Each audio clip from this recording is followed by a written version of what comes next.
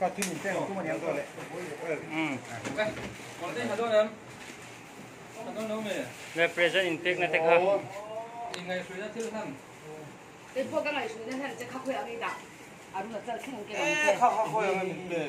อันนั้นตัวกันไหนเขาเอาบนที่ หัว นั่น นั่น โอ้ นี่ทอดทัดทัด โหเลยใช่ กัน à đúng là rất khen cái cái phán của người này suy ra thì đi ra mà vai hồ đây được chủ đơn nha đây không phải có đâu còn cái hàng hạt thêm ra đây là cái này mới nhất thật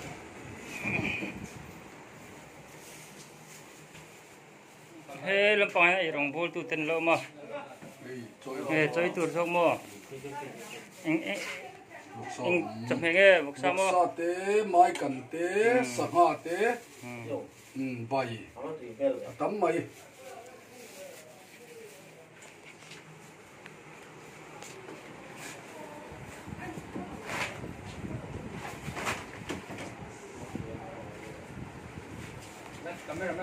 đây đâu là cô rồi đó ngó đâu có rồi đâu có rồi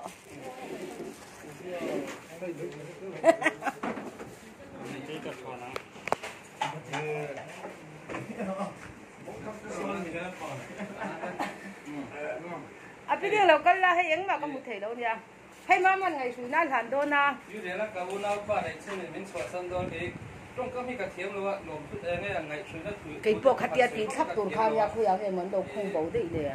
thế thằng xóa tiêm thì mình cái lấy nó đấy nó có mang ngay luôn chú vàng chơi thì mình sẽ rất ngon đấy cô lại hôm nào tới bộ cà thiêm rồng bol chú hay là xóa tuần khang đấy na cái này anh đi tôi mình cô lại hôm nào tới bộ thì nó tới cà thiêm thì rồng bol là không có chú chơi đấy thì nó cố lên để thằng xóa tiêm hết mình cà thiêm tí ra này có đâu bị vậy cả cái có số đâu đúng bao lâu là thank you mau tôi cái tụi cái phải cái đâu bộ mà cái này thì nó sẽ khai始 roll ra bằng chế ê nè à mỗi mỗi mình bé mua thằng hàng khôi à cái chuyện không mua thằng không mua hàng phải sửa lại tôi cái nó không vào được ồ ê hay bộ ê là present của hay bộ tôi là hiền rốt tuổi dòng lệ mấy cái này tôi là Pokemon Activedo là thế sinh căn định xuống lại hay có phải là cái đồng xuống với họ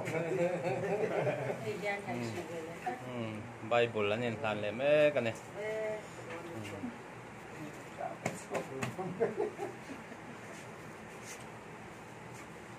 thằng này ổn đốn khục này á lồng thú ngày suy nó thú trong cắm tay cắn thiêm rồi à cắn thịt lông tặc kiên cắn nguyên thì cắn năn tiệt thế nào này